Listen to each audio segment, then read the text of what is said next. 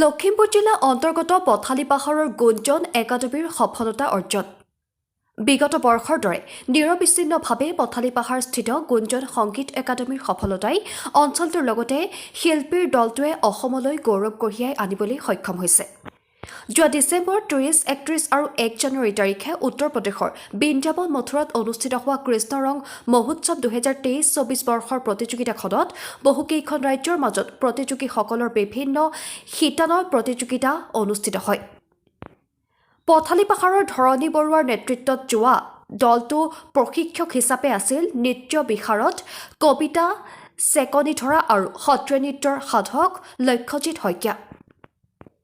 আনহাতে দলটোৰ শিশু শাখাৰ ধ্ৰুৱজ্যোতি নৃত্যত কৃতিত্ব ভূঞাই বিচাৰকৰ বিশেষ বঁটা আৰু দেৱিকা ভূঞাই লোকনৃত্য শিশু শাখাৰ প্ৰথম স্থান, মৈত্ৰেক বৰুৱাই লোকনৃত্যৰ শিশু শাখাৰ দ্বিতীয় স্থান আৰু অভিলাষা ফুকনে ধ্ৰুপদী নৃত্যত দ্বিতীয় স্থান পোৱাৰ লগতে গুঞ্জন সংগীত একাডেমীৰ সত্ৰীয়া নৃত্যৰ দলটোৱে যুৱ শাখাত প্ৰথম স্থান লাভ কৰে।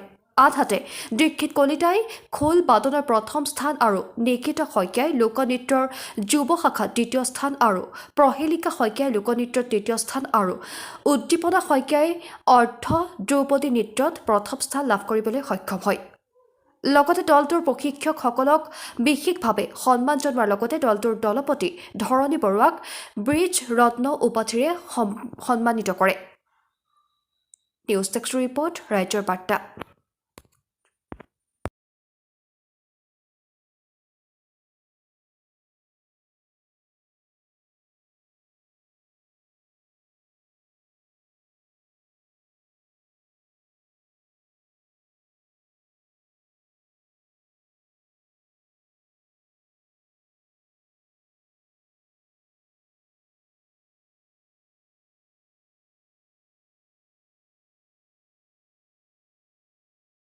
নমস্কাৰ। প্ৰত্যেক বছৰৰ দৰে এই বছৰো আমি প্ৰয়াস কৰিছিলোঁ। আমি ইয়াৰ কৰোণা আগৰ বছৰৰ পৰা ধৰি পেলাই আগৰ পৰাই আমি এই এটা নিৰবিচ্ছিন্নভাৱে আমাৰ এটা প্ৰয়াস আছিলে আৰু প্ৰতিযোগিতাটো আছিলে আমাৰ এইবাৰ প্ৰতিযোগিতা আছিলে দিল্লী বৃন্দাবন মথুৰাত আৰু তাতে আমাৰ এইবাৰ অসমৰ পৰা আমি প্ৰতিনিধিত্ব কৰোৱাৰ পৰাকৈ আমি নিছিলোঁ প্ৰায় 29 জনৰ ভিতৰত 29 জন আমাৰ ইয়াৰ পৰা গৈছিলে টোটেল ষ্টুডেণ্ট গাৰ্জেন মিলাই।